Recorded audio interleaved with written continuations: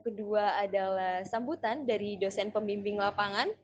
Acara yang ketiga adalah sambutan dari Sekretaris Desa Karanganom Klaten Utara. Acara yang keempat pemaparan materi dari narasumber. Acara yang kelima adalah sesi tanya jawab. Dan yang terakhir adalah penutup.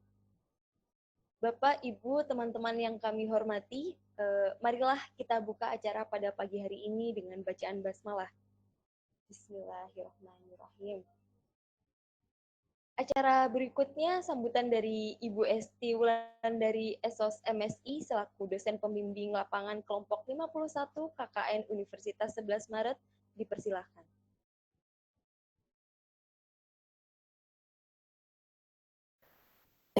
Matur nuwun.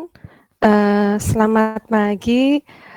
Puji dan syukur kami panjatkan kepada Tuhan Yang Maha Esa bahwa pada hari ini kita bisa berkumpul dalam acara pentingnya MPASI bagi pertumbuhan dan kembang si kecil. Tapi sebelumnya saya akan menyampaikan sedikit pantun. Biarkan kayu menjadi abu, abunya terbang terbawa angin. Terima kasih telah datang, ibu-ibu, meski cuaca saat ini sedang dingin. Yang terhormat, kami mengucapkan terima kasih atas kehadiran yang terhormat Ibu Sekretaris Desa, Ibu Dwi Retno Wulandari, yang terhormat Ibu Pengurus Posyandu Desa Karanganom Klaten Utara, yang terhormat Ibu-ibu anggota Posyandu Desa Karanganom Klaten Utara, yang terhormat Mbak Miftah Rahmatika, Sarjana Gizi Institut Pertanian Bogor, yang pada hari ini akan menyampaikan materi tentang MPASI. Dan yang saya cintai adik-adik mahasiswa kelompok 51 KKN Universitas 11 Maret. Saya sangat menghargai kerja keras dari adik-adik kelompok 51 KKN UNS selaku panitia acara yang membuat kegiatan pada pagi hari ini. Semoga acara webinar tentang MPASI ini akan dapat berjalan dengan baik dan sukses. Tidak lupa saya mengucapkan banyak terima kasih kepada Ibu Dwi Retno Wulandari beserta pengurus Posyandu dan anggota Posyandu Desa Karanganom Klaten Utara yang telah memberikan kesempatan kepada adik-adik KKN kelompok 51 ini untuk bisa menyelenggarakan acara bersama pada pagi hari ini. Dan juga saya mengucapkan terima kasih kepada Ibu pembicara, yaitu Ibu Mbak Miftah Rahmatika, Sarjana Gizi Institut Pertanian Bogor, yang berkenan meluangkan untuk hadir dan memberikan materi pada hari ini. Dan juga kepada para peserta yang hadir pada acara webinar pada pagi hari ini.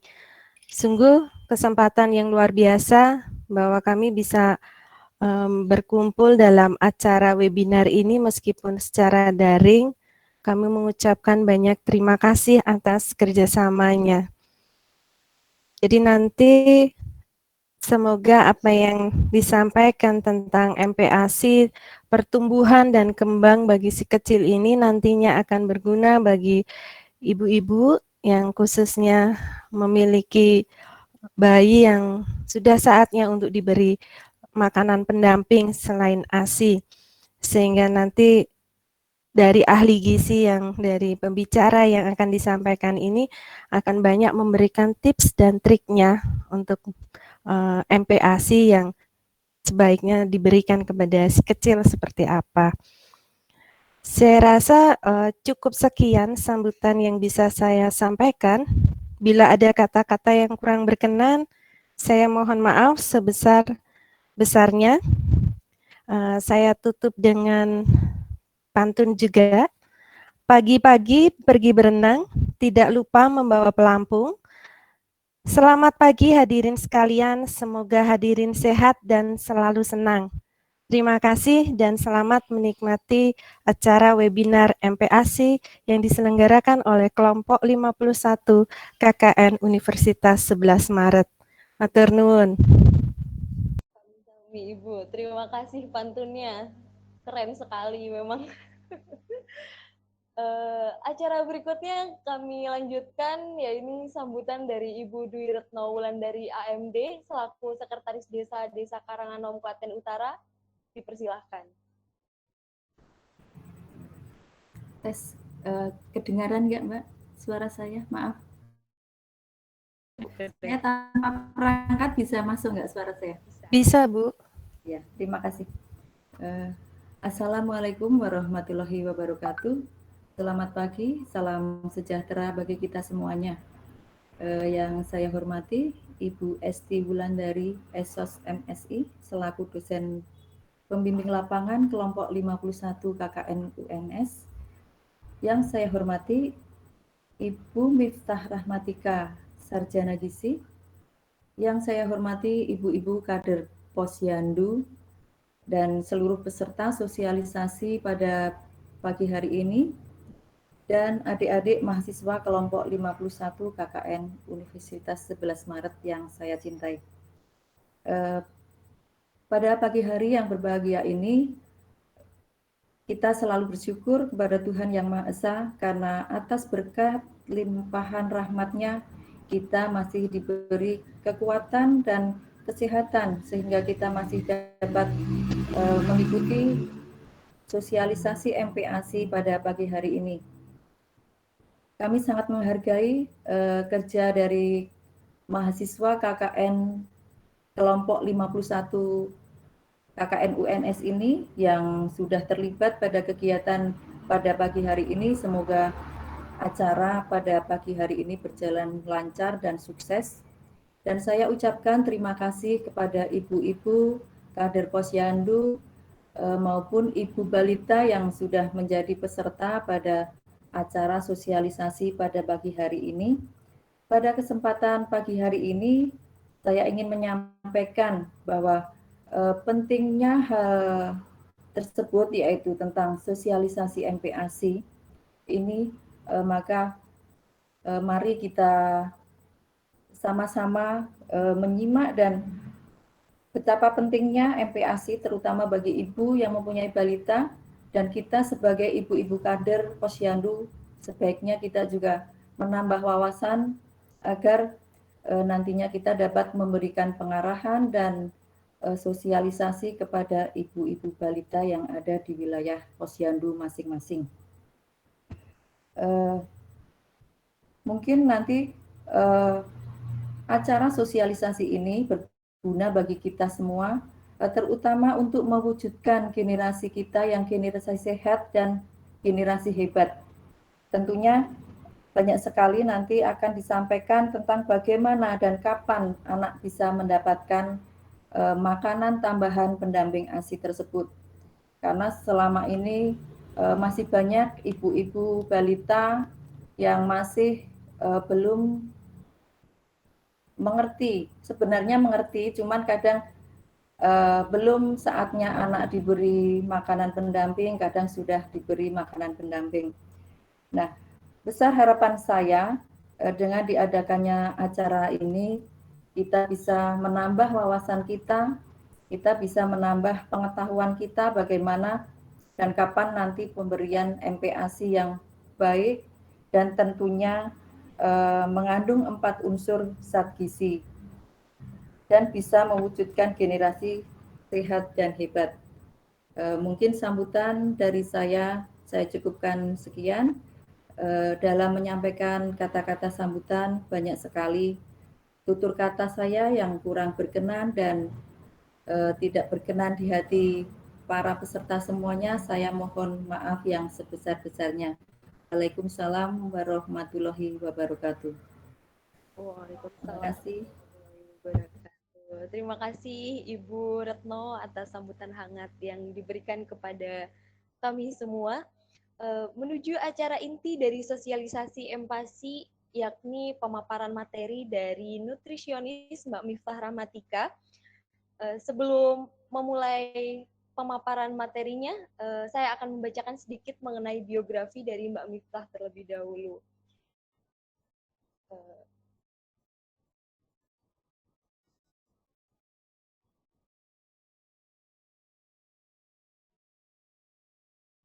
Ya, jadi Mbak Miftah ini dulu teman saya di sekolah menengah atas, teman saya juga di waktu di Bogor, terus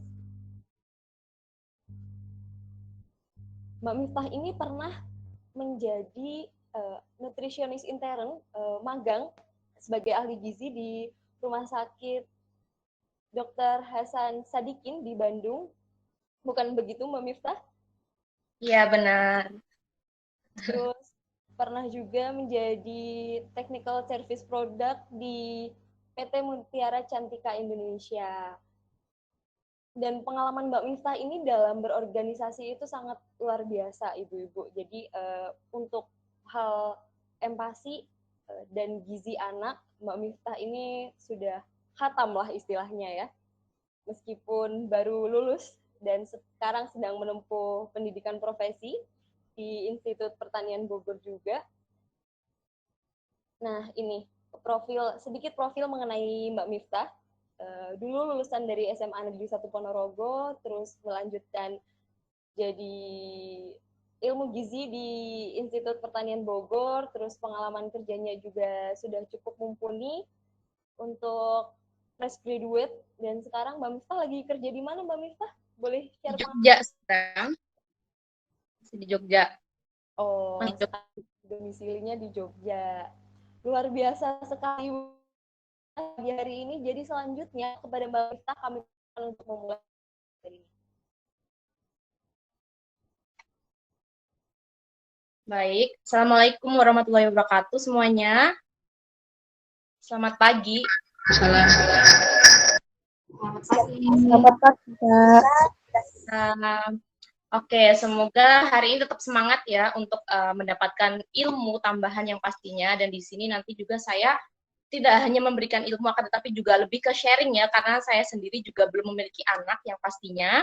Jadi lebih hari ini tuh lebih ke sharing. Saya akan membagikan ilmu yang saya punya, dan kemudian juga mungkin ibu-ibu sendiri yang pastinya sudah memiliki pengalaman langsung ya untuk menangani anaknya seperti itu. Jadi kita lebih ke sharing seperti itu. Oke, mungkin semuanya tadi sudah diperkenalkan oleh moderator, bahwa nama saya adalah Miftah Armatika. Saya lulusan Sarjana Gizi Institut Pertanian Bogor, baru lulus tahun kemarin 2020 itu. Oke, hari ini saya akan menjelaskan terkait tentang MPASI. Nah, sebelum memulai mungkin bisa disimak terlebih dahulu video yang akan diputar.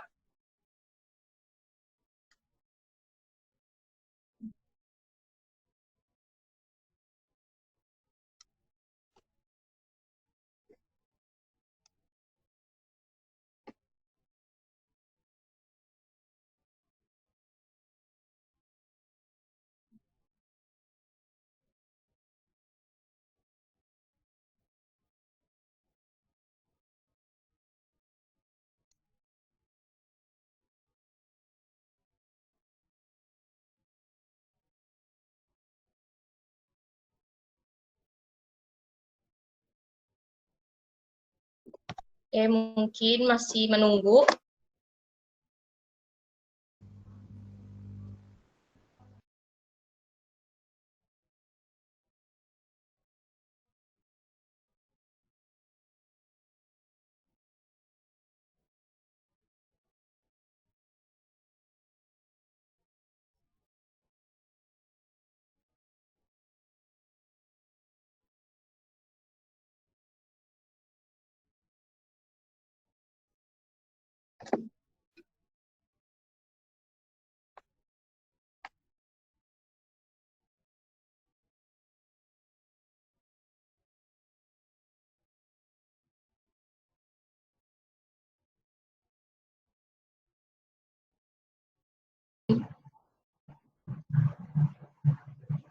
Udah belum? Kita nyalain ini ya.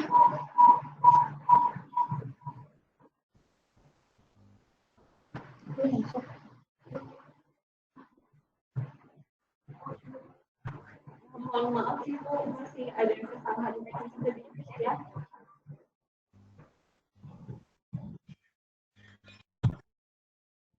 Masuk ke ininya ya? Internet.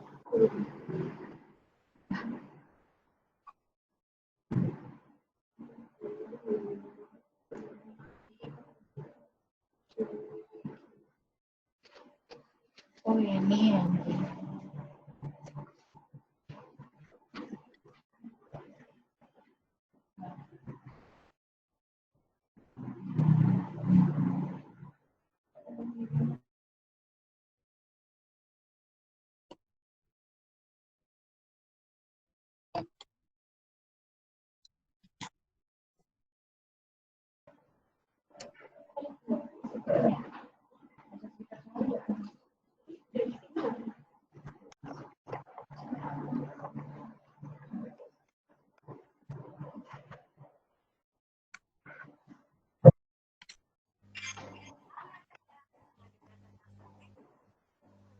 Anakku tangke nggak ya?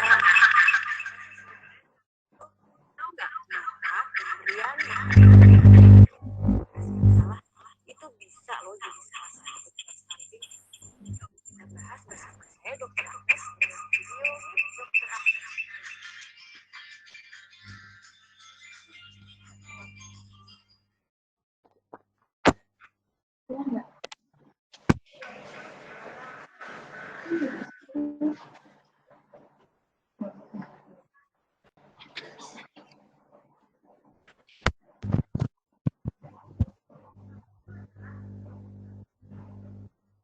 Ini bisa, Boy.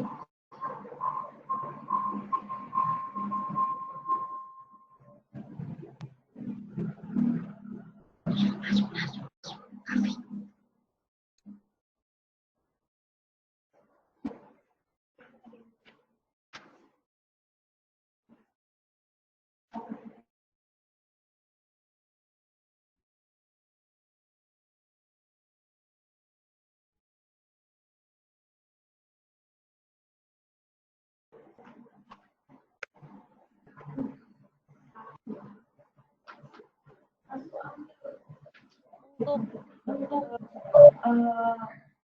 mohon maaf atas kesalahan teknis ini ya, Ibu-ibu. Mungkin Mbak Miftah bisa langsung memulai materinya saja, gimana? Oh, baik. Iya, Iya, nggak apa-apa.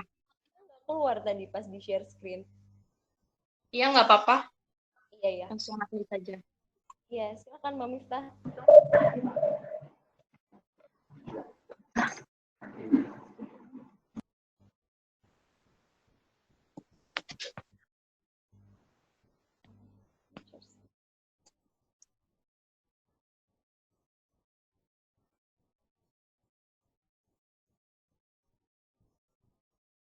Kira-kira kamu ini dulu deh, matiin dulu share screen.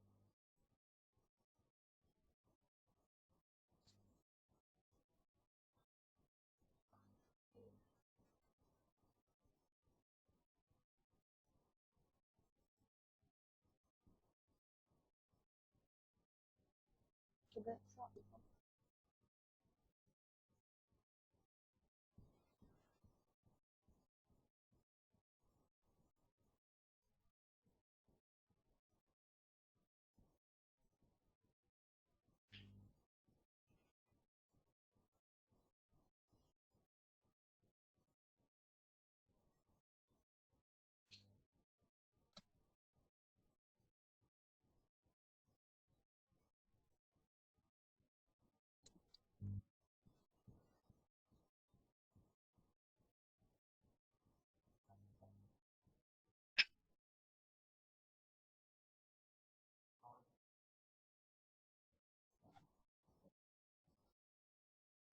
Baik, mungkin di slide 3 aja.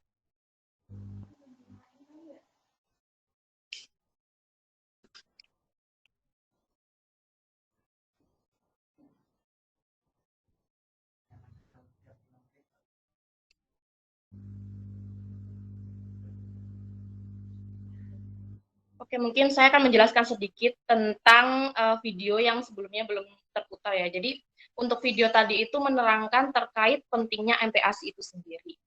Pertama apa? Kita juga menghadapi untuk Indonesia sekarang ini tuh menghadapi yang namanya stunting. Akan tetapi untuk selain stunting itu sendiri banyak juga anak gizi buruk, kemudian juga ada masalah gizi kurus, wasting seperti itu. Jadi sebenarnya untuk permasalahan anak tersebut itu dimulai dari ketika ibu itu hamil dari awal, yaitu ada yang namanya 1000 HPK, 1000 hari pertama kehidupan. Nah, 1000 hari pertama kehidupan ini dimulai ketika ibu hamil sampai dengan bayi atau balita itu berusia 2 tahun. Itu yang dinamakan dengan 1000 hari pertama kehidupan. Akan tetapi di sini saya tidak akan menjelaskan dari awal yang pastinya dari ibu hamil sampai mungkin adanya aksi eksklusif, kemudian juga ada inisiasi menyusui dini. Jadi saya akan langsung masuk ke apa pentingnya makanan pendamping ASI itu sendiri. Seperti itu. Oke, mungkin bisa langsung ke slide 3.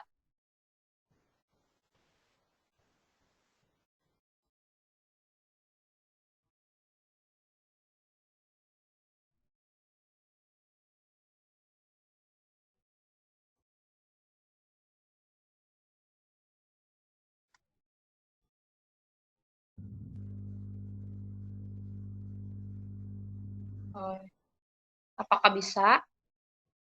Langsung ke slide 3.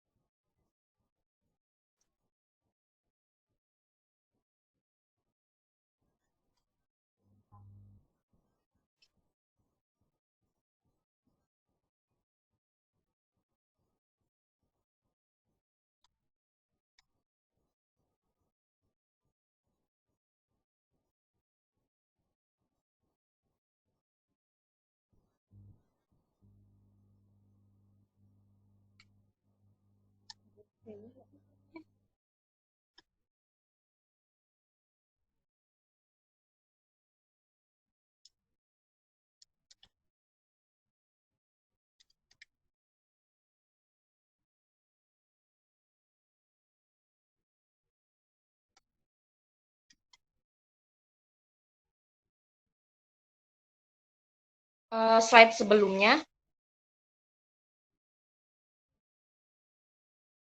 Slide sebelumnya.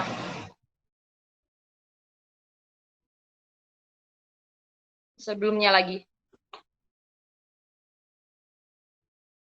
Oke. Jadi sebenarnya untuk MPASI itu sendiri apa sih? Mungkin pertanyaan mungkin juga ibu-ibu semuanya, mungkin ibu bidan ataupun ibu kader juga sudah mengetahui untuk MPASI itu sendiri. Jadi untuk MPASI itu sendiri pengertiannya adalah makanan atau minuman yang mengandung gizi di mana diberikan kepada bayi atau balita untuk memenuhi kebutuhan gizinya di samping dengan pemberian ASI itu sendiri. Nah, kapan sih untuk MPASI itu dapat diberikan? Yaitu mulai bayi berusia 6 bulan sampai dengan 24 bulan atau 2 tahun. Akan tetapi untuk beberapa anak ketika perkembangannya itu sudah bagus, untuk MPASI itu sendiri juga bisa diberikan sebelum 6 bulan. Akan tetapi itu pasti juga sudah ada istilahnya untuk dari saran dari dokter. Jadi ada memang beberapa anak itu perkembangannya lebih cepat dibandingkan dengan perkembangan anak yang lainnya. Akan tetapi di sini kita mengambil standar yaitu 6 bulan karena memang di usia itu untuk pencernaan anak itu sendiri sudah siap menerima MPASI. Kemudian juga selain itu di usia 6 bulan itu sendiri memang tidak memiliki lagi kebutuhan energi si anak. Oke, next. Untuk manfaat MPASI itu sendiri yaitu untuk mencukupi kebutuhan gizi yang tidak dapat dipenuhi ASI sehingga dapat membantu perkembangan otak dan pertumbuhan bayi. Nah, memang untuk ASI itu sendiri adalah salah satu bahan makanan, kita bisa sebutnya sebagai bahan makanan yang memiliki kandungan gizi paling lengkap di antara bahan makanan-makanan yang lain. Nah, untuk anak usia 0 sampai 6 bulan itu memang cukup diberikan ASI saja itu sudah memenuhi kebutuhan energi, kebutuhan protein, lemak, kemudian juga kebutuhan zat gizi yang lainnya. Nah, untuk syarat pemberian ASI, MPASI itu sendiri yaitu pertama, diberikan tanpa menghentikan ASI. Jadi ketika anak usia 6 bulan itu sudah mendapatkan MPASI untuk ibu-ibu semuanya, jadi tidak boleh menghentikan ASI itu sendiri sampai batas usia 2 tahun. Kedua, bayi berusia lebih dari 6 bulan. Yang ketiga, di mana kandungan gizi MPASI itu sendiri harus cukup. Tidak boleh hanya salah satu makanan saja. Yang keempat yaitu diberikan secara bertahap, dimulai dari jumlahnya, kemudian juga jenisnya, dan juga variasinya. Dan yang terakhir yaitu jenis MPASI itu sendiri disesuaikan dengan usia. Next.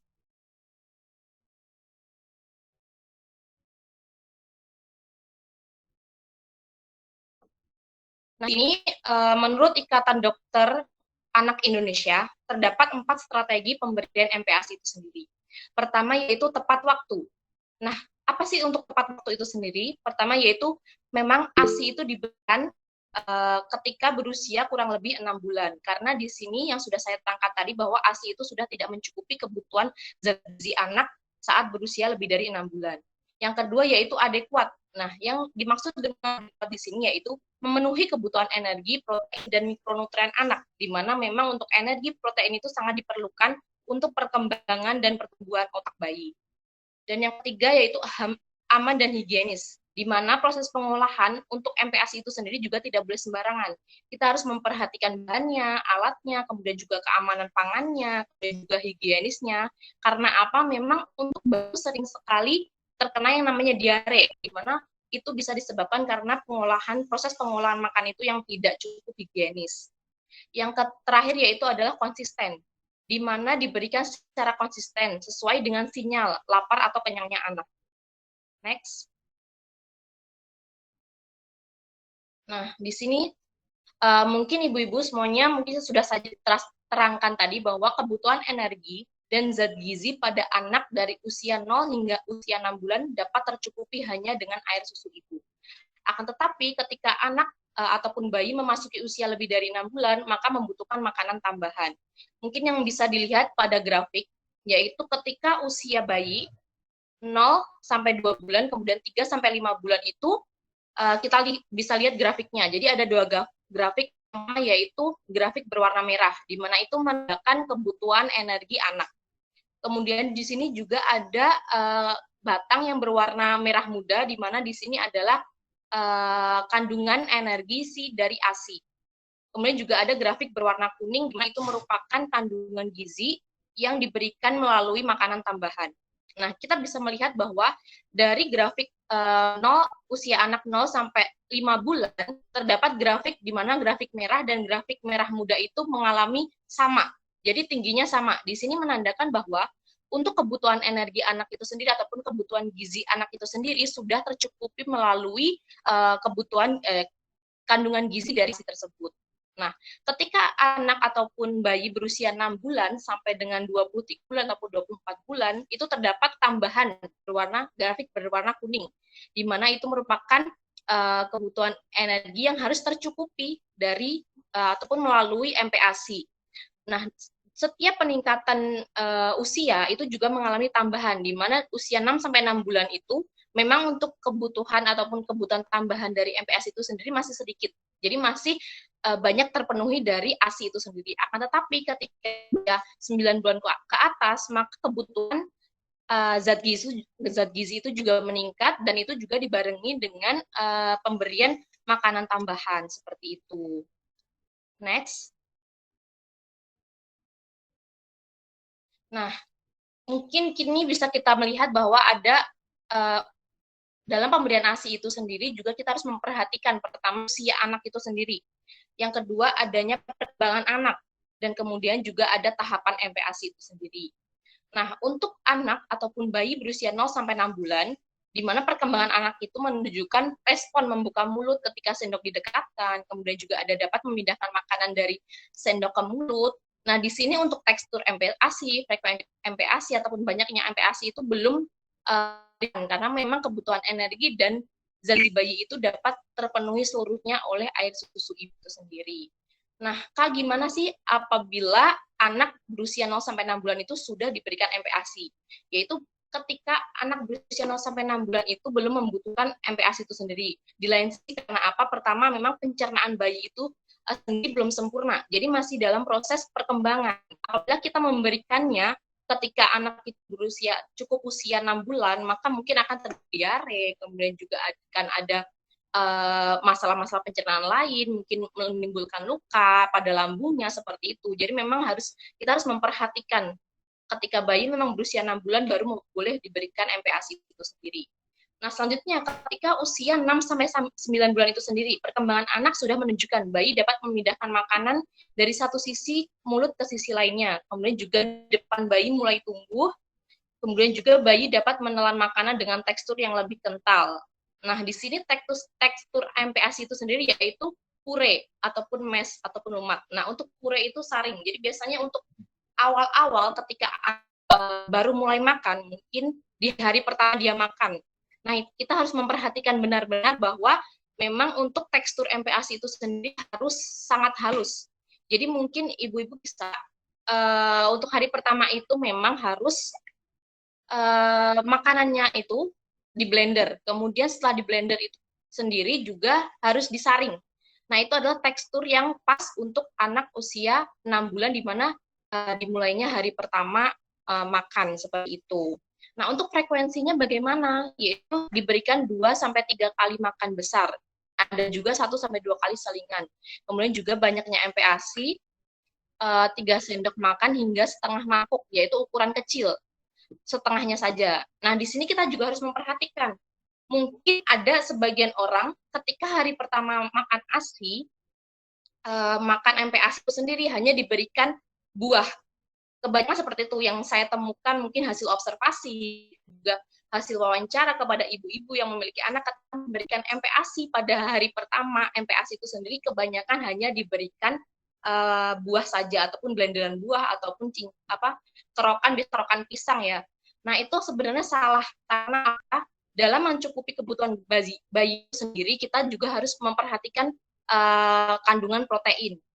Karena apa? Karena adalah pentingnya pertumbuhan dan perkembangan bayi itu sendiri. Jadi ketika kita hanya memberikan pisang, itu tidak mencukupi kebutuhan protein. Sangat jauh, karena memang untuk buah-buahan itu sendiri memang minim akan kandungan protein. Sedangkan pada usia itu adalah di mana anak itu mengalami pertumbuhan emas. Jadi di sini ketika anak berusia 0-2 tahun itu mengalami perkembangan dan pertumbuhan yang sangat cepat. Apabila kita salah memberikan kebutuhan gizinya, tidak mencukupi kebutuhan gizinya, maka akan terjadi masalah-masalah yang akan mendatang. Yang sering kita temui adalah yaitu anak mengalami stunting. Yaitu stunting sendiri adalah ketika anak ini tidak memiliki tinggi badan yang memiliki standar tinggi badan ketika dibandingkan dengan anak-anak seusianya. Nah, stunting ini kita juga tidak bisa menyepelekan, karena memang untuk stunting ini adalah penyakit yang tidak bisa diobati. Jadi ketika anak sudah mengalami stunting, maka sampai dewasa pun anak tidak akan hilang dari kata stunting itu sendiri. Nah, apa sih masalah dari stunting itu sendiri? Jadi stunting itu juga bisa mempengaruhi dari perkembangan otaknya.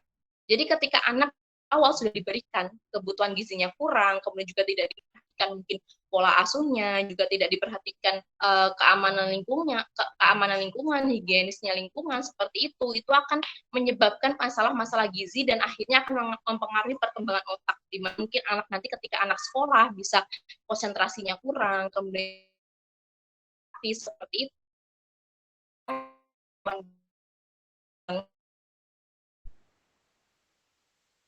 Sampai 12 bulan, perkembangan anak itu sudah menunjukkan bayi dapat merapatkan bibir ketika untuk membersihkan sisa makanan di sendok. Kemudian juga ada bayi dapat menggigit makanan dengan tekstur lebih keras sejalan dengan tubuhnya. Nah, di sini penting banget nih untuk ibu-ibu semuanya juga, bahwa ketika mungkin usia 6-9 bulan kita masih menyuapi anak. Akan tetapi mungkin di usia 9 bulan ke atas, kita boleh untuk ketika anak makan, kita dudukkan. Kemudian setelah sambil menyuapi, anak tersebut juga diberikan sendok ataupun makanan yang bisa dia pegang. Karena itu membantu motorik si anak untuk mengenali sebuah tekstur makanan itu sendiri, kemudian juga bisa membedakan manakah makanan, kemudian juga manakah benda yang memang tidak boleh dimakan, seperti itu.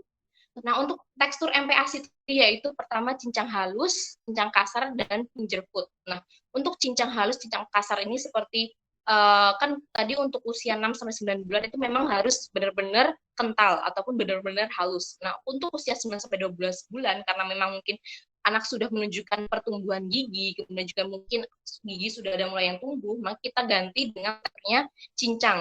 Dan kemudian juga kita membekali anak yaitu untuk makanan yang memang bisa dipegang seperti itu. Nah, untuk frekuensi MPASI itu sendiri juga ditambah. Mungkin dari usia 6-9 bulan tadi diberikan 2-3 kali makan besar, dan kemudian juga ada 1-2 kali selingan. Nah, untuk usia 9-12 bulan ini kita tingkatkan menjadi 3-4 kali makan besar dan 1-2 kali selingan. Nah, untuk porsinya sendiri juga kita ambil yaitu setengah ukuran 250 ml. Nah, di sini kita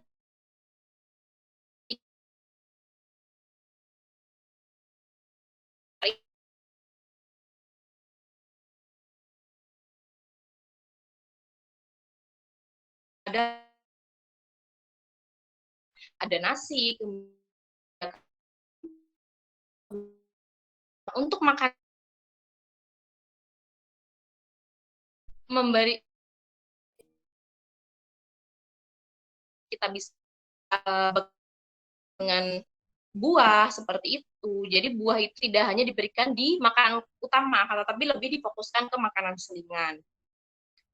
Porsinya sendiri memang tidak sebanyak dengan makan besar. Jadi anak ketika makan besar itu tidak merasa kekenyangan karena memang kita memberikan salingannya hanya sedikit. Selanjutnya pada usia 12-23 bulan, di mana perkembangan anak dapat beradaptasi dengan segala macam tekstur makanan, namun belum dapat mengunyah secara sempurna. Selanjutnya mulai beradaptasi dengan segala menu makanan yang diberikan, termasuk makanan keluarga. Nah, di sini ketika anak sudah memasuki usia 1 tahun, itu kita mulai kenalkan dengan makanan keluarga. Jadi jangan kita bedakan, mungkin makan si anak kita bikin sendiri, kita masak sendiri, kemudian juga untuk makanan keluarga kita masak sendiri, karena itu nanti akan menimbulkan masalah anak, di mana nanti anak ketika tumbuh itu dia akan memilih-milih makanan. Jadi kita harus perhatikan di sini. Ketika anak berusia 1 tahun ke atas, dia sudah mulai untuk dikenalkan makanan keluarga itu sendiri. Akan tetapi memang teksturnya itu kita harus memperhatikan. Jadi mungkin untuk makanan keluarga, nasinya mungkin biasa, nasi biasa, sayur seperti itu. Akan tetapi ketika diberikan kepada si anak, nah di sini kita harus mungkin nasinya bisa lebih sedikit dilembutkan ataupun bisa diganti dengan nasi tim. Akan tetapi untuk menunya, mungkin sayurnya, dan juga mungkin lauk-lauknya itu bisa kita samakan pada dengan menu keluarga tersebut.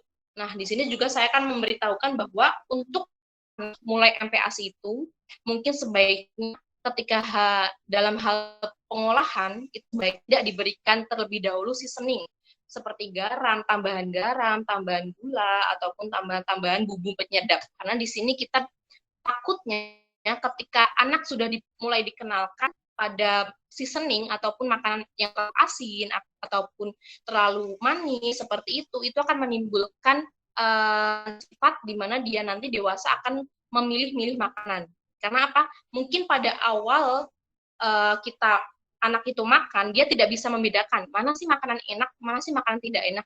Jadi harusnya kita cukup mengenalkan rasa bahan makanan itu sendiri. Jadi ketika anak dewasa, ketika anak tumbuh, berkembang seperti itu, dia tidak akan membedakan seperti, oh saya tidak suka makanan pahit, saya suka makanan terlalu asam, seperti itu. Karena kita sudah mulai mengenalkan rasa dari bahan makanan itu sendiri.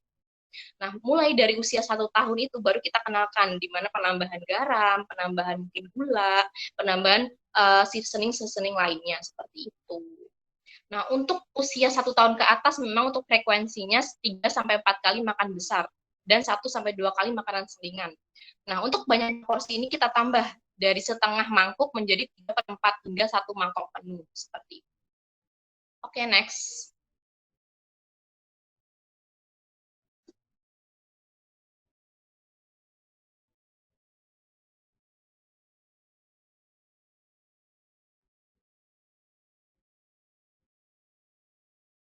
Nah, ini ada hal yang dalam pemberian MPASI itu sendiri.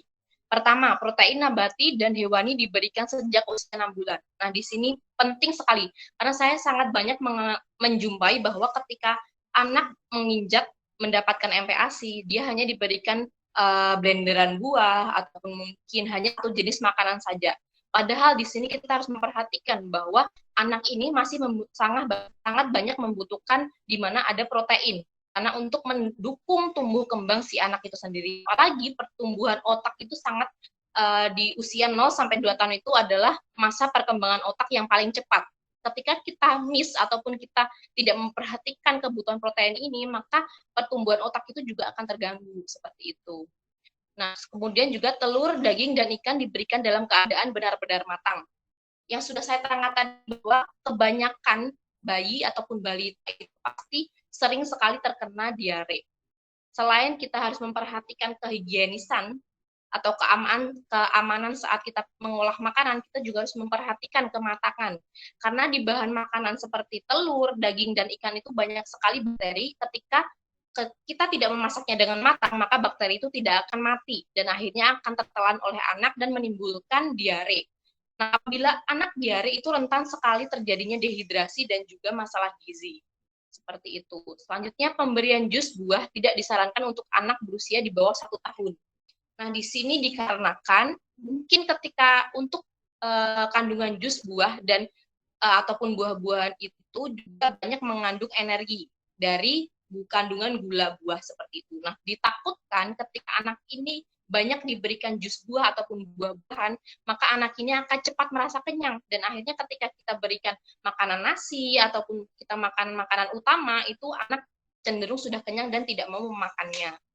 Selanjutnya juga madu dapat diberikan setelah anak berusia 1 tahun. Nah, di sini sebenarnya tidak semua anak. Jadi ada beberapa anak yang ketika diberikan madu sebelum usia 1 tahun itu mengalami alergi. Nah, mungkin untuk sebagian orang, sebagian anak juga ketika madu itu sendiri diberikan sebelum usia 1 tahun itu tidak apa-apa. Tetapi kita mencegah terjadinya alergi tersebut. Jadi kita memang sarankan untuk memberikan madu itu di atas 1 tahun. Selanjutnya, pisahkan telonan yang digunakan untuk memotong bahan mentah dan bahan matang. Nah, seperti yang sudah saya terangkan juga bahwa memang bahan itu banyak sekali mengandung bakteri. Dan di mana bakteri itu sendiri bisa mati ketika melalui pemanasan ataupun proses pengolahan. Nah, di sini kita harus pastikan bahwa telonan ini yang digunakan untuk memotong bahan mentah itu tidak dibarengkan dengan memotong bahan-bahan yang sudah matang dan siap makan. Selanjutnya, hindari makanan dengan kadar lemak tinggi, pemanis, dan penyedap rasa tambahan. Nah, yang sudah saya terangkan bahwa untuk pemanis, lemak tinggi, ataupun penyedap rasa itu memang disarankan untuk pemberiannya itu di atas 1 tahun. Akan lebih baik juga diberikan pada lebih dari 2 tahun, seperti itu. Caranya memang apalagi lemak tinggi ya, karena anak itu mungkin untuk ketika kita melihat bayi gemuk, kemudian menggemaskan ya, mungkin untuk sebagian orang. Tetapi kita juga tidak boleh menyepelekan ketika anak itu sudah mengalami obesitas. Karena ketika anak ataupun masa kecilnya itu sudah mengalami obesitas, maka dia akan terbawa sampai dewasa. Dan akhirnya juga menimbulkan masalah-masalah gizi, di mana mungkin juga menimbulkan penyakit-penyakit seperti resiko diabetes, kemudian juga hipertensi, penyakit jantung seperti itu. Jadi kita memang harus perhatikan perkembangan ataupun penambahan jumlah berat badan si anak setiap bulannya. Jadi memang saya sarankan bahwa ibu-ibu semuanya setiap bulan harus rutin ke posyandu untuk menimbang anaknya. Jadi ketika ada perkembangan anak yang mungkin tidak sejalan, mungkin berat badannya yang tidak naik-naik ataupun berat badannya itu naiknya terlalu tinggi, seperti itu kita bisa menanganinya sedari dini seperti itu. Nah, selanjutnya minyak, mentega, atau santan dapat digunakan sebagai penambah kalori. Nah, di sini mungkin ketika kita memberikan margarin atau mentega itu sudah memberikan rasa asin. Jadi ketika kita mungkin mengolah makanan menggunakan margarin ataupun mentega itu tidak perlu penambahan garam lagi. Kemudian juga memang untuk minyak mentega itu sudah boleh diberikan, akan tetapi dengan jumlah yang sedikit, tidak boleh banyak-banyak. Selanjutnya, perhatikan kebersihan tangan dan peralatan dalam mempersiapkan ASI. Nah, ini juga harus kita perhatikan dalam kebersihan ketika anak makan ataupun dalam pengolahan MPASI itu sendiri, karena mungkin untuk pencernaan ataupun imunitas bayi itu sendiri belum sempurna. Jadi ketika kita membedakan nih antara sel imunitas ataupun daya tahan tubuh ketika usia bayi, kemudian anak-anak sampai dewasa itu pasti berbeda. Nah, kenapa anak itu rentan sekali terkena penyakit ketika pada usia bayi atau balita? Karena memang untuk sel imunnya itu sendiri sebelum sempurna, perkembangannya masih, daya tahan tubuhnya itu sendiri masih belum sempurna. Jadi sehingga kita harus memperhatikan kebersihan. Maka dari itu memang kita sarankan untuk MPASI itu sendiri memang harus diolah sendiri. Jadi takutnya ketika kita membeli MPASI, mungkin sekarang beredar banyak ya, mungkin bubur bayi yang di pinggir jalan ataupun apa, kita juga harus memperhatikan, kayak kita ingin membeli, kita juga harus memperhatikan kebersihan dari penjualnya, kemudian juga prosesnya pengolahan kita tidak tahu. Jadi memang aman itu untuk MPASI itu diolah sendiri. Selanjutnya juga mencuci tangan sebelum makan. Jadi di sini mungkin kebiasaan mencuci tangan itu tidak hanya kita terapkan di masa pandemi ini. Jadi kita harus terapkan sedari kecil. Jadi ketika anak itu dibiasakan sebelum makan kita cuci tangan dulu, itu maka sampai besar pun, sampai dewasa dia akan terbiasa ketika sebelum makan kita harus cuci tangan. Karena apa? Karena memang tangan itu adalah sumber bakteri dan virus. Ketika kita tidak makan, kita tidak tahu ketika anak bermain ataupun mungkin memegang benda-benda, di situ memang ada sumber bakteri atau virus. Maka dari itu sebelum makan, walaupun anak sendiri itu juga tidak memegang makanan, hanya menggunakan sendok, kita pastikan bahwa sebelum makan itu harus mencuci tangan terlebih dahulu.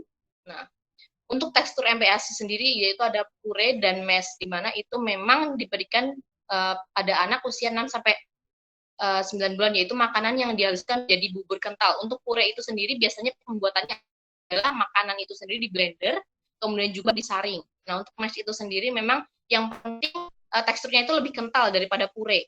Akan tetapi memang tidak ada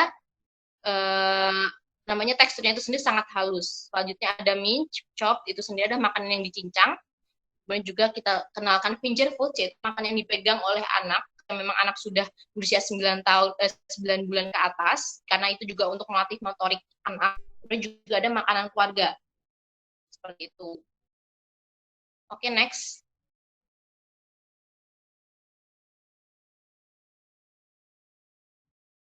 Nah, di sini ada strategi makan yang sehat untuk bayi. Pertama, yaitu jangan menyerah untuk memperkenalkan makanan baru dengan pilihan rasa dan jenis makanan sehat. Sering menyediakan menu makanan yang berbeda. Berikan contoh setiap kali akan makan, karena bayi selalu memperhatikan dan mencontoh ibunya. Nah, di sini kita harus setiap hari memperkenalkan makanan baru. Tidak hanya satu jenis makanan, satu jenis menu, karena nanti anak ini akan terbiasa di mana dia menerima segala macam makanan. Mungkin ketika anak awalnya itu tidak mau, pasti banyak sekali anak ketika dikenalkan dengan makanan baru itu pasti akan menolak. Tetapi kita harus memberikan contoh di depannya. Ketika mungkin akan menyuapi ataupun mungkin mengenalkan makanan baru, si ibu itu harus memberikan contoh. Mungkin sambil sebelum menyuapi anaknya, makan terlebih dahulu. Kemudian kita bilang ke anak, ini enak sekali loh, seperti itu. Ini makanan baru, kamu belum pernah nyoba, seperti itu. Jadi kita terapkan untuk si anak, kita tanamkan untuk bahwa makanan baru itu tidak selalu buruk, dan itu akan menambah cita rasa ataupun pengenalan dari si rasa si anak tersebut. Selanjutnya, gunakan makan sebagai waktu berkomunikasi dengan anak. Hal ini dapat mendukung perkembangan anak dan juga merekatkan hubungan antara anak dan ibunya. Nah, di sini ketika anak makan ataupun bayi makan, kita biasakan duduk tenang. Jangan sambil lari-lari, mungkin sering juga ketika anak tidak mau makan, mungkin ya udah sambil main, kita suapi. Nah, itu adalah salah satu kebiasaan yang kita harus lakukan. Karena apa? Karena ketika makan itu biasakan dari kecil bahwa ketika makan harus duduk tenang dan fokus kepada makanan tersebut. Karena untuk menghindari ketika anak duduk dengan tenang, maka anak itu sendiri akan memberikan sinyal. Jadi kapan dia harus bilang lapar, kemudian juga kapan itu harus bilang kenyang, seperti itu. Jadi anak itu sendiri memiliki sensor seperti itu. Jadi ketika kita biasakan anak dari kecil makan tidak duduk, maka dewasanya pun ataupun mungkin sudah menginjak masa sekolah, anak itu tidak akan tenang ketika makan dan mungkin akan disambing mungkin mengerjakan sesuatu atau seperti apa, dan itu juga akan menimbulkan masalah pencernaan nantinya. Selanjutnya, tawarkan selingan sehat di antara waktu makan jika anak terlihat lapar. Nah, untuk anak sendiri itu sendiri memang lambungnya masih kecil. Jadi kita tidak bisa memberikan makanan itu terlalu banyak dalam satu waktu. Jadi untuk memenuhi kebutuhan gizinya, itu sering-sering mungkin bertanya, apakah lapar seperti itu, ataupun kita setiap 2 jam sekali kita mungkin sodorkan makanan, apakah lapar. Jadi ketika anak lapar itu dia makan seperti itu. Nah mungkin untuk selingan sendiri kita bisa berikan buah ataupun makanan seperti biskuit seperti itu, ataupun mungkin makanan yang memang tidak membuat anak itu cepat kenyang. Karena itu untuk menahan anak tidak terbiasa menahan lapar dan akhirnya menyebabkan masalah lambung di kemudian hari. Selanjutnya ada jangan paksa anak untuk makan karena menyebabkan anak sering menolak makan dan tidak menghabiskan makanannya. Nah, di sini itu adalah kita dengan harus memperhatikan psikologis anak. Ketika anak tidak mau makan, jangan dipaksa. Karena nantinya ketika anak itu mungkin sudah waktunya makan, tetapi kita berikan makanan, anaknya menolak. Dan kemudian kita maksa, harus makan. Nanti kalau tidak makan, mungkin nanti tidak dibelikan ini, ataupun nanti kalau tidak makan, tidak diajak kemana. Nah, itu adalah psikologis yang salah.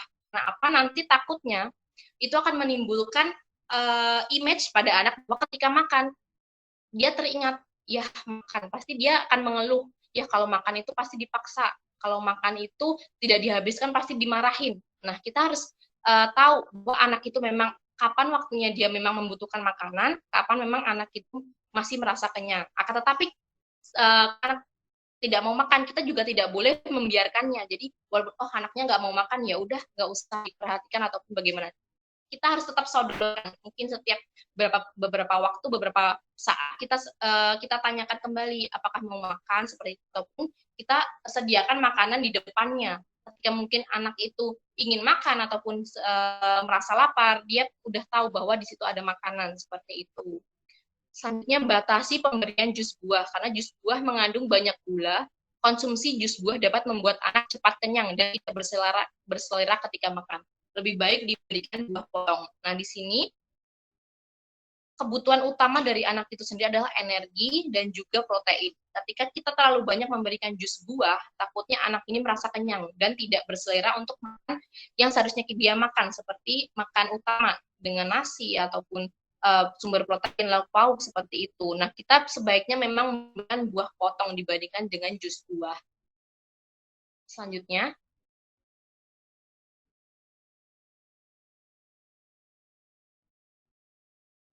nah, gimana Kak ketika anak itu sulit makan? Pasti ibu-ibu juga sering sekali mengalami bahwa anak itu sulit makan. Tetapi ketika anak sulit makan, kita tidak boleh membiarkan begitu saja. Karena apa? Sudah saya terangkan bahwa memang perkembangan anak yang paling baik itu adalah usia 0 sampai 2 tahun. Itu di mana pertumbuhan selnya itu sangat cepat, pertumbuhan otaknya itu sangat cepat.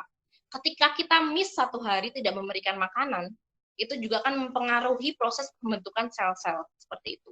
Jadi ketika anak sulit makan, biasakan untuk memberikan makanan rumah yang sehat.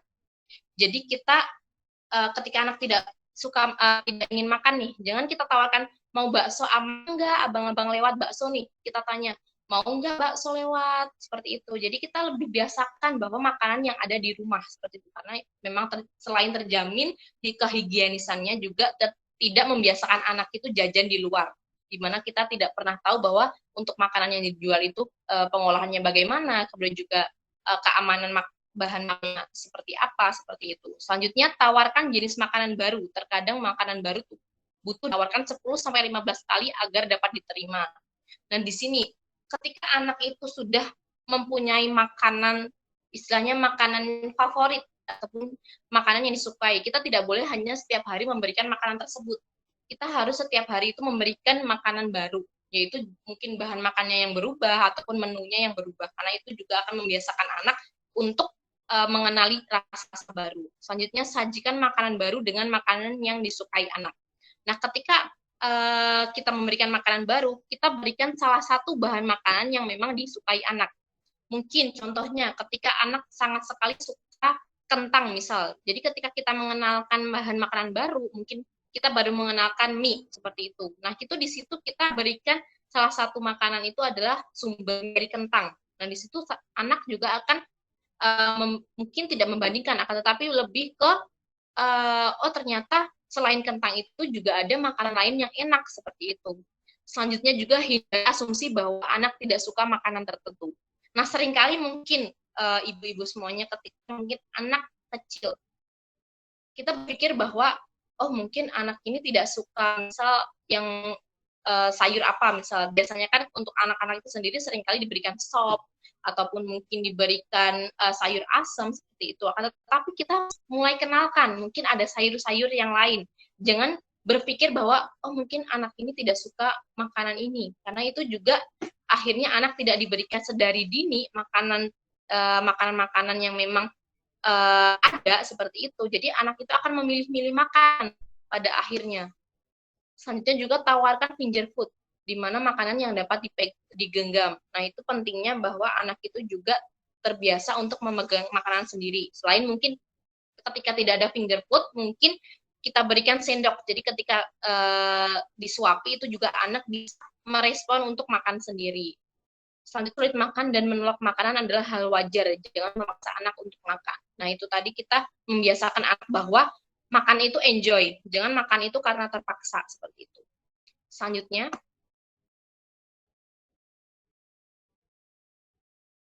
nah di sini akan ada video mungkin contoh pengolahan MPASI sesuai usianya seperti itu.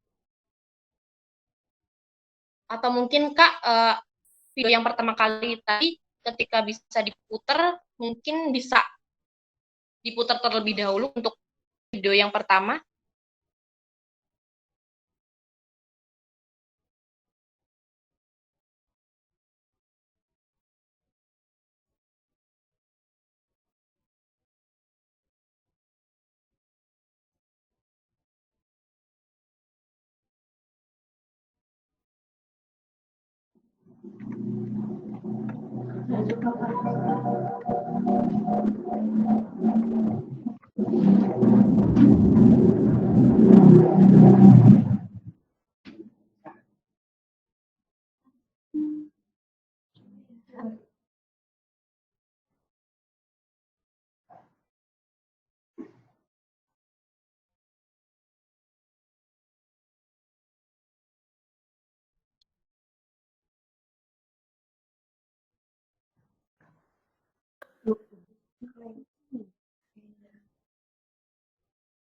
Halo ya Bunda, pernah dengar?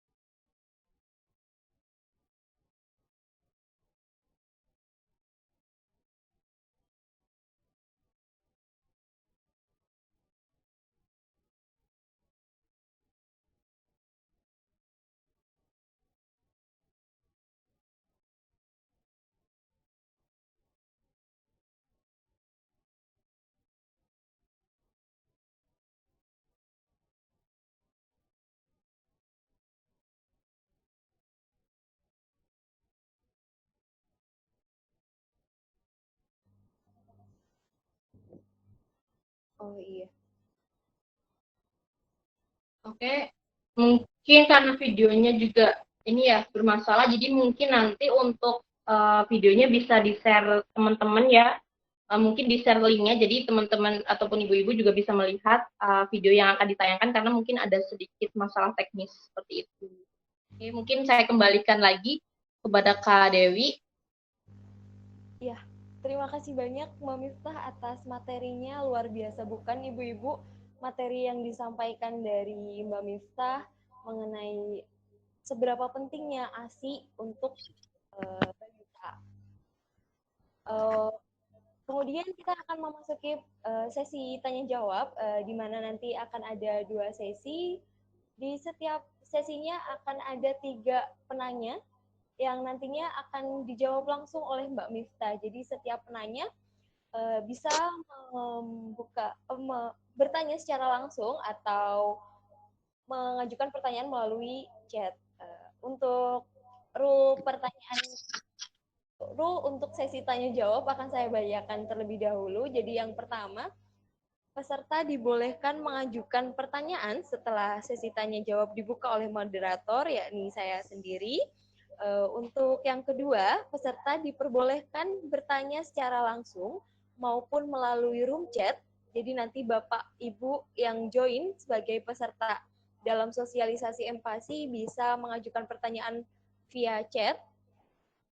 Yang ketiga, peserta yang mengajukan pertanyaan secara langsung harap melambaikan tangan. Di sini ada fitur raise hand. Nah, seperti ini.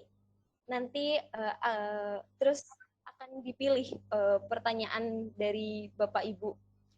Terus untuk selanjutnya, peserta yang bertanya secara langsung maupun melalui chat bisa mengaktifkan kamera dan mikrofon ketika sesi tanya jawab berlangsung.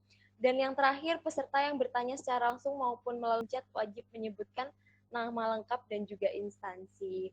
Oke, sesi tanya jawab yang pertama kami buka. Mungkin ada dari Bapak atau Ibu peserta yang ingin bertanya terkait pentingnya empati, stunting, gizi, atau mungkin sudah benar nggak ya Mbak, saya ngasih anak saya tuh makanannya yang kayak gini loh, yang kayak gitu.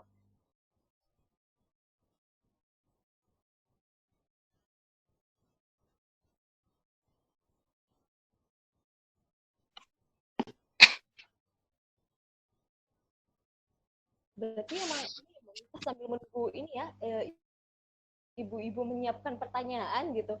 Kita ngobrol-ngobrol tentang empati. Emang empati itu sepenting itu ya Mbak Miftah untuk anak-anak usia dini gitu. Iya, seperti yang sudah saya terangkan tadi bahwa memang pertumbuhan anak itu lagi cepat-cepatnya, lagi proses selnya itu bertumbuh adalah ketika anak itu berusia 0 sampai baru lahir sampai dengan usia 2 tahun. Ketika anak sudah memasuki usia lebih dari 2 tahun itu sudah mulai melambat. Dan setiap perkembangan, setiap tahun, setiap usia itu pertambahan usia, maka pertumbuhannya itu juga semakin melambat.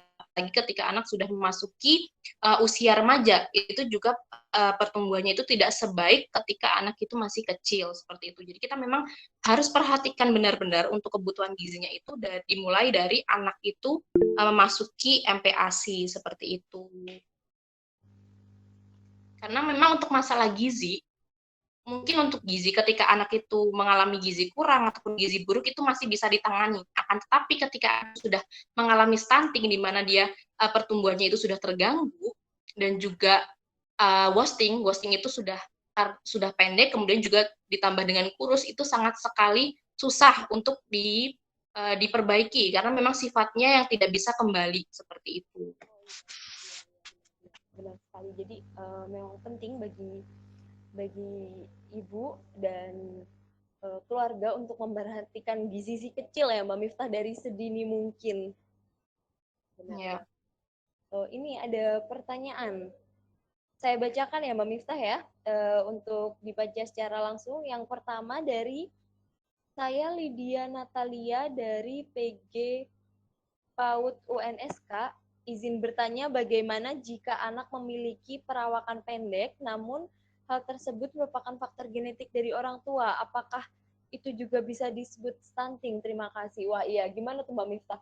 Jadi tuh banyak sekali fenomena yang meskipun udah dikasih gizi tapi tetap karena mungkin genetik jadi tetap nggak bisa tinggi gitu. Jadi untuk anak stunting itu kita bisa melihat ciri-cirinya. Jadi selain pendek, karena memang mungkin ada sebagian orang memang pendek itu adalah sifatnya bawaan, ataupun memang orang tuanya yang pendek, ataupun keturunan yang pendek. Akan tetapi perbedaannya di sini adalah anak stunting itu perkembangan konsentrasinya mudah terganggu, itu juga pasti kita bisa melihat ciri-ciri yang lain, seperti ketika diajarkan, anak yang stunting itu mungkin lebih tidak bisa cepat memahami ataupun cepat tanggap ketika kita ajak ngobrol. Kemudian juga mungkin ketika anak itu dibarengkan dengan anak-anak seusianya, dia terlihat apatis atau terlihat diam, mungkin tidak mau join bermain dengan teman-temannya seperti itu. Jadi tidak hanya satu faktor yang kita lihat hanya pendek, tapi ketika anak itu terlihat pendek akan tetapi dia aktif, kemudian juga dia responnya cepat, itu tidak bisa dikatakan dengan stunting seperti itu. Jadi ciri stunting itu tidak hanya dilihat dari tinggi badan si anak, tetapi kita bisa melihat perkembangan motorik anak, kemudian juga bagaimana dia bersikap atau bersosialisasi di antara teman-teman sebayanya, seperti itu. Oh, jadi intinya banyak indikator untuk mengkategorikan orang anak itu stunting atau bukan. Jadi nggak cuma dari tinggi atau pendeknya dari badan si anak itu sendiri ya. Gimana Mbak Lydia, ada tambahan atau respon untuk jawaban Mbak Miftah? Tidak, Kak. Terima kasih Mbak Miftah atas jawabannya. Ya, terima kasih kembali Mbak Lydia. Untuk pertanyaan berikutnya ya Mbak Miftah ya, dalam sesi ini ada Anissa Fitri dari PG PAUD UNS. Wah, ternyata banyak sekali ya mahasiswa dari PG PAUD UNS yang ikut dalam sesi ini. Saya mau bertanya, Mbak, apakah anak dapat mengalami alergi dengan menu empasi? Jika iya, apa tanda-tanda anak mengalami alergi dan bagaimana cara mengatasinya? Silahkan Mbak Miftah dijawab. baik, jadi alergi makanan itu pasti terjadi. Mungkin sebagian anak yang sering terjadi adalah dia mengalami alergi protein tertentu. Mungkin dia alergi telur atau mungkin dia alergi seafood, yang seringnya adalah itu. Jadi memang ada sebagian anak yang dia tidak bisa menerima protein. Kan untuk protein itu adalah kumpulan amino. Jadi untuk salah satu asam amino itu anak tidak bisa menerima. Nah, mungkin untuk anak ketika MPASI memang ada alergi, maka kita memang tidak boleh memberikannya secara sembarangan, ataupun kita bisa memberikannya akan tetapi dalam jumlah yang tidak terlalu banyak. Jadi mungkin kita sudah tahu nih si anak alergi telur misal. Jadi ketika anak makan, jangan kita berikan satu butir telur. Jadi mungkin bisa kita berikan setengahnya atau seperempatnya. Jadi kita berikan pelan-pelan, karena memang untuk alergi itu sendiri sebenarnya bisa atau bisa disembuhkan ketika memang anak itu diberikan terapi. Jadi terapinya adalah kita berikan sedikit demi sedikit. Jadi nanti tubuh itu akan merespon ketika anak ini diberikan secara rutin, akan tetapi dalam jumlah yang sedikit, maka kelamaan maka akan terbentuk yang namanya sel yang dia bisa menangkal alergi tersebut, seperti itu. Jadi tidak boleh langsung diberikan banyak, akan tetapi diberikan sedikit demi sedikit. Dan nanti akhirnya ketika mungkin anak sudah memasuki usia sekolah atau remaja, bisa saja untuk alergi itu hilang. Oh, jadi intinya secara sedikit demi sedikit tetap dikasih, namun dalam porsi yang tidak berlebihan mungkin ya. Akan tetapi kita harus melihat juga untuk tanda alerginya. Mungkin ada sebagian anak yang hanya gatal. Akan tetapi ketika anak ini alerginya sudah memasuki mungkin pernapasan yang terganggu, ataupun mungkin dia menjadi demam, itu kita memang harus konsultasikan dengan dokter anak seperti itu. Untuk melihat apakah gejala ini, apakah gejala alergi, ataukah gejala yang lain seperti itu. Oke, jadi begitu.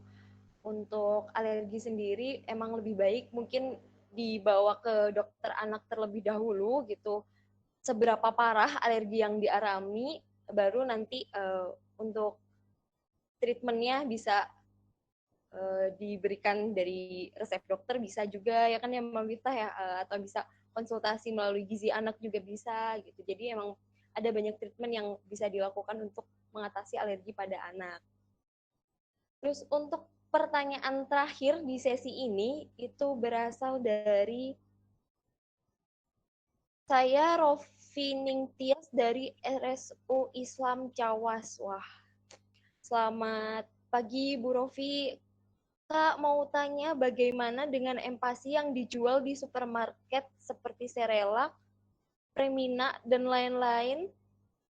Promina ya? Promina apa Premina ini? Dan bolehkah diberikan kepada anak? Gimana tuh Mbak Miftah? Oke, jadi kita untuk melihat mungkin sekarang ini banyak sekali beredar makanan-makanan instan untuk MPASI seperti itu. Selama kita bisa mengolahnya sendiri, lebih baik kita mengolahnya sendiri karena kita lebih tahu mungkin anak itu seperti yang sudah saya terangkan tadi bahwa memang anak itu perlu sekali untuk dikenalkan makanan-makanan baru. Tidak hanya satu jenis. Ketika kita memberikannya mungkin produk-produk instan seperti itu, mungkin untuk rasa-rasanya itu terbatas dan dia tidak bisa mengenali tekstur ataupun rasa asli dari makanan tersebut. Jadi ketika anak nanti dewasa, takutnya yang sudah saya terangkan tadi bahwa anak itu lebih cenderung ke memilih-milih makanan. Jadi dia terbiasa hanya dengan satu jenis rasa. Jadi ketika anak itu terbiasa dengan satu jenis rasa, maka nanti ketika mungkin anak apalagi memasuki usia sekolah yang sering sekali memilih-milih makanan, nah itu dia akan cenderung mungkin memilih makanan yang terlalu asin ataupun terlalu manis seperti itu dan akhirnya akan menimbulkan masalah-masalah.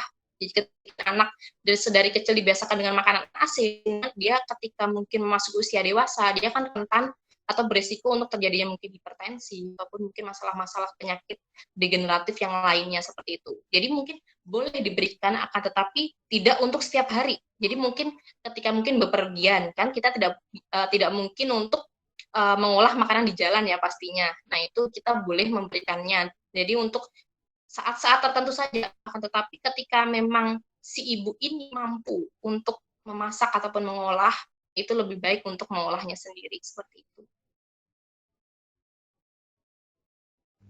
Oke, jadi intinya emang yang paling baik adalah empasi yang diolah sendiri. Kalaupun memang terpaksa untuk beli, ya jangan sampai setiap hari diberikan gitu ya Mbak Miftah ya. Ya. Istilahnya ya. Ya. Oke, terima kasih Mbak Miftah atas jawabannya. Untuk Ibu Rofi, bagaimana? Adakah feedback untuk jawaban dari Mbak Miftah?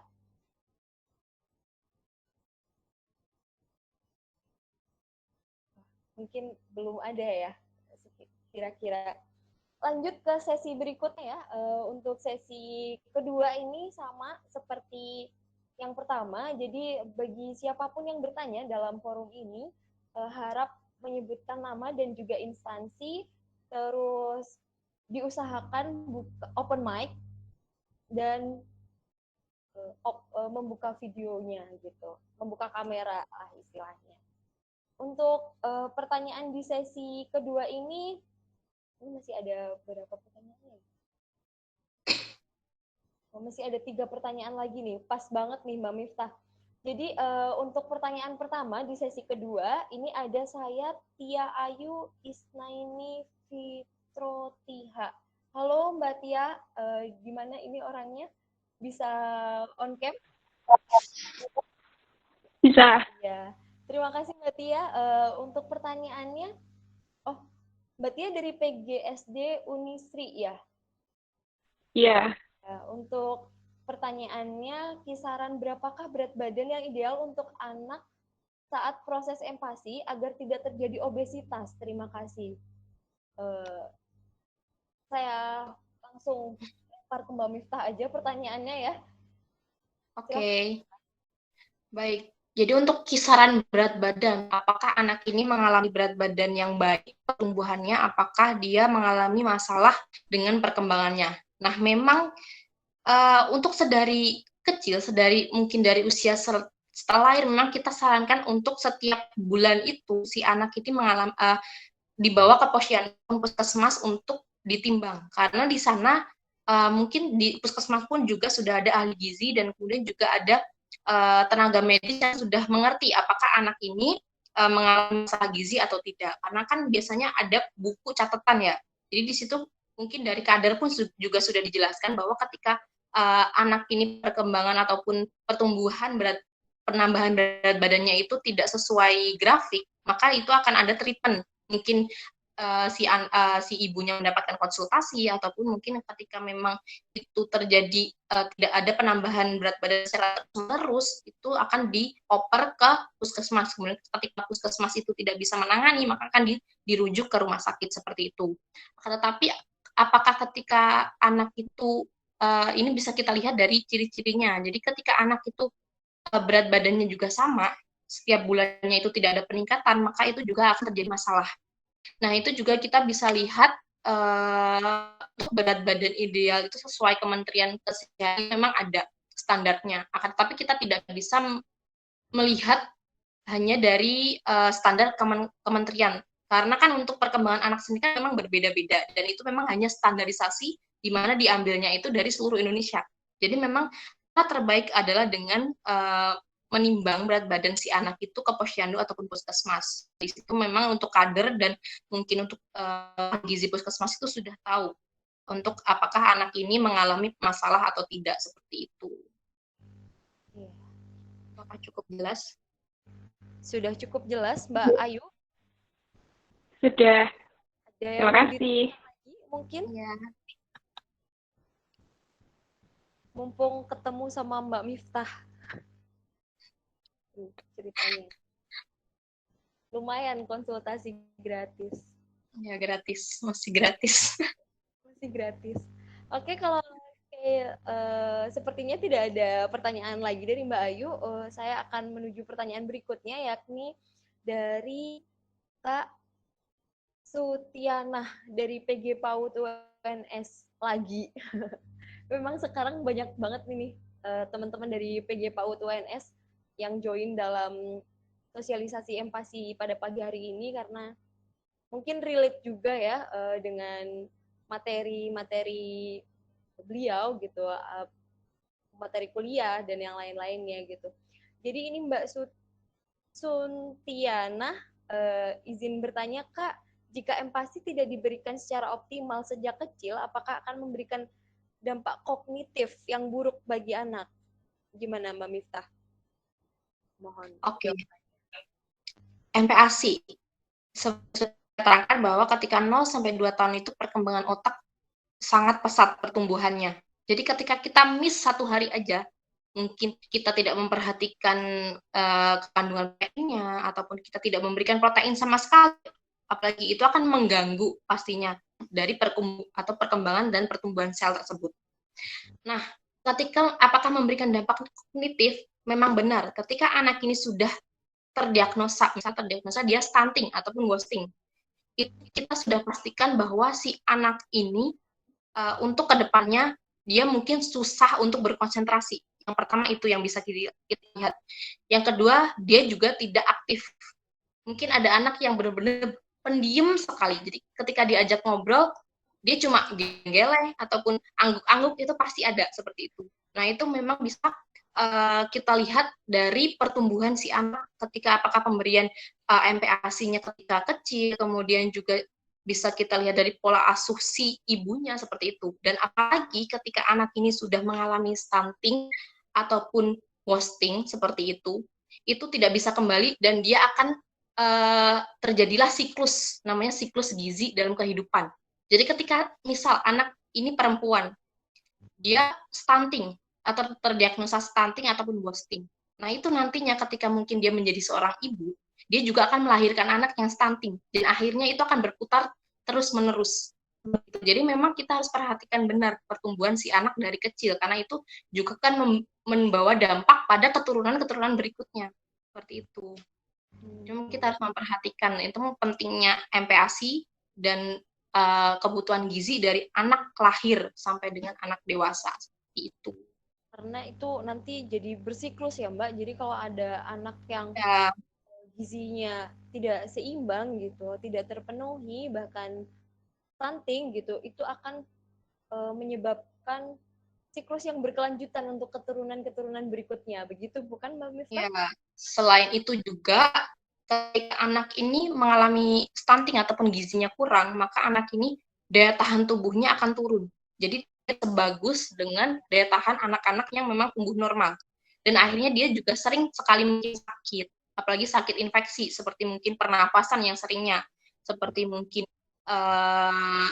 mungkin COVID ini juga bisa berpengaruh nantinya, mungkin untuk sekarang ini pandemi. Tidak tahu untuk tahun-tahun ke depannya mungkin ini menjadi penyakit seperti tahunan ataupun penyakit-penyakit yang hanya diterima oleh anak-anak yang dia mengalami daya tahan tubuhnya kurang seperti itu. Selain itu juga membawa dampak negatif, yaitu untuk perkembangan seperti penyakit degeneratif, hipertensi, penyakit jantung, diabetes, seperti itu memang mudah terserang ataupun beresiko pada anak yang dia memang diagnosis stunting ataupun wasting seperti itu. Oke, jawaban yang sangat detail dari Mbak Miftah. Untuk Mbak Suntiana, apakah ada feedback dari Mbak Miftah? Tidak, Mbak. Terima kasih jawabannya. Ya, terima kasih banyak Mbak Suntiana sudah bertanya. Oh, ini ada yang mengangkat tangan, Ibu Suratmi. Mana Ibu Suratmi? Boleh buka ini mic-nya langsung.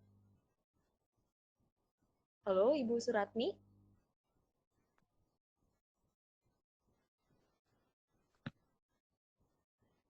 Ibu Suratmi, atau mungkin ini sudah ini nggak jadi bertanya atau gimana?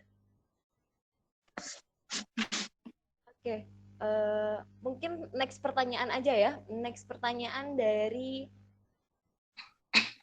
Kak Chandra Oktavianingrum, kalau nggak salah namanya. Kak Chandra Oktavianingrum dari PG PAUD UNS. Izin bertanya Kak, bagaimana cara menyimpan empati agar kualitasnya terjaga? Nah, gimana tuh Mbak Miftah? Jadi kan kalau mungkin kalau untuk suatu kali masak kayaknya bakalan ribet banget gitu untuk masakan anak. Mungkin ada solusi buat disimpan dan agar kualitasnya tetap terjaga tuh kayak gimana ya? Mohon dijawab. Oke. Sebelum kita menyimpannya, kita harus memperhatikan dari bahan makanan tersebut. Jadi ketika kita ingin menyimpan mungkin nasi, mungkin atau bahan karbohidrat dan juga protein, itu kita bisa masih menyimpan. Akan tetapi mungkin untuk sayuran dan buah-buahan sebaiknya fresh, karena memang ada salah satu sayuran itu ketika disimpan itu akan menimbulkan racun seperti itu. Jadi untuk sayur dan buah itu memang kita tidak bisa menyimpannya terlalu lama. Jadi memang lebih baik diberikan secara fresh. Akan tetapi ketika bahan karbohidrat dan protein itu masih kita bisa simpan. Caranya bagaimana? Ketika kita sudah selesai memasak, kita langsung porsikan. Untuk misalkan bikinnya untuk 3 kali makan. Jadi kita langsung memporsikan setelah matang, langsung kita porsikan ke 3 mangkok. Nah, jangan langsung kayak kita jadikan satu, kemudian setiap kali makan kita ambil sesuai porsi. Ya. Tetapi dari awal kita sudah memporsikan. Nah, kemudian baru dari porsi-porsi tersebut bisa kita masukkan ke dalam lemari es yang pastinya. Karena untuk suhu lemari es itu adalah untuk menahan untuk bakteri itu tidak tumbuh seperti itu, amannya seperti itu. Nah, tetapi memang disarankan kembali lagi bahwa memang lebih baik fresh. Tetapi mungkin ada sebagian ibu mungkin dia pekerja atau bagaimana, itu bisa menjadi pilihan ketika ingin memasak sendiri ya daripada membeli gitu. Dari apa nih? Dari feedback. Gimana, Kak Chandra, gimana? Ada feedback untuk jawaban dari Kak Miftah? Ada, Mbak. Ya, gimana Mbak? Lalu bagaimana cara memanaskan empasi yang sudah dimasukkan ke dalam kulkas tersebut? Oke. Silahkan dijawab. Untuk pemanasan kembali, memang untuk mungkin untuk teknologi Indonesia sendiri kan juga belum mumpuni ya. Padahal untuk pemanasan kembali melalui kompor itu memang sebenarnya tidak disarankan. Karena apa? Karena itu akan menurunkan kandungan gizi dari makanan tersebut. Mungkin kalau untuk di luar negeri mungkin masih banyak orang yang memiliki mungkin microwave ataupun bahan penghangat lainnya. Tetapi karena memang keadaan tidak bisa memaksa seperti itu, memang sebaiknya setelah dikeluarkan dari es itu kita tunggu sampai makanan itu suhunya biasa. Jadi jangan sampai ketika keluar dari lemari es langsung kita panaskan. Karena itu juga akan lebih banyak merusak kandungan gizinya. Jadi kita biarkan terlebih dahulu, mungkin suhu ketika dia lebih ke suhu ruang. Jadi hampir sama dengan suhu ruang, baru kita panaskan. Dan panaskan itu juga tidak menggunakan api yang besar. Jadi mungkin kita hanya hangatkan seperlunya saja, jangan sampai panas sekali, karena juga itu akan menurunkan nilai gizinya. Jadi kita panaskan sedikit-sedikit saja. Yang penting dia sudah hangat, kita matikan. Akan tetapi dengan api yang kecil, jangan api yang besar. Seperti itu. Ya, begitu, Kak Chandra. Ada feedback lagi untuk Mbak Miftah? Sudah cukup. Terima kasih Mbak Miftah. Ya, sama-sama. Terima kasih Kak Chandra atas pertanyaannya. Sebelum saya tutup, saya akan menyapa Ibu Handayani Tri yang dari tadi sudah semangat on cam. Halo Ibu. Selamat pagi. Halo. Ya. Bagaimana kabarnya hari ini? Alhamdulillah sehat. Adakah yang mau ditanyakan gitu, mumpung ketemu Mbak Miftah pada pagi hari ini? Tidak ada, Mbak. Sudah jelas semuanya. Iya. Terima Alhamdulillah. kasih banyak Ibu sudah bergabung. Jadi sebelum saya tutup gitu, saya minta tolong kepada teman-teman untuk membuka kamera gitu, on cam gitu. Kita foto bersama untuk dokumentasi. Iya, boleh teman-teman? Nah, terima kasih banyak yang sudah bersediakan kameranya. Ya. Kita foto dulu ya. Oke. 1, ayo semuanya. Senyum. 1, 2, 3. Oke. Terima kasih banyak. Tidak terasa saking asiknya diskusi pada pagi hari ini udah 1,5 jam kita bersama gitu. Terima kasih teman-teman dan ibu-ibu kader Posyandu yang telah menyempatkan hadir dalam acara sosialisasi empati meskipun dalam kondisi daring gitu. Sebelum mengakhiri acara, saya mewakili teman-teman dari kelompok KKN 51 WNS menyampaikan terima kasih kepada Ibu Retno yang tadi sudah izin live duluan karena masih ada acara, dan Ibu Esti yang tadi juga izin juga karena masih ada acara gitu. Terima kasih juga kepada ibu-ibu anggota Posyandu Desa Karanganom Klaten Utara yang telah menyempatkan hadir pada pagi hari ini, telah meluangkan waktunya untuk menyimak materi dan pemaparan dari Mbak Miftah, dan terima kasih juga tentunya kepada Mbak Miftah yang telah meluangkan waktu di akhir pekan ini untuk sharing bersama teman-teman yang ada di Desa Karanganom. Semoga seluruh kegiatan yang dilakukan pada pagi hari ini bermanfaat bagi kita semua. Akhir kata, billahi taufiq wal hidayah. Wassalamualaikum warahmatullahi wabarakatuh. Waalaikumsalam warahmatullahi wabarakatuh.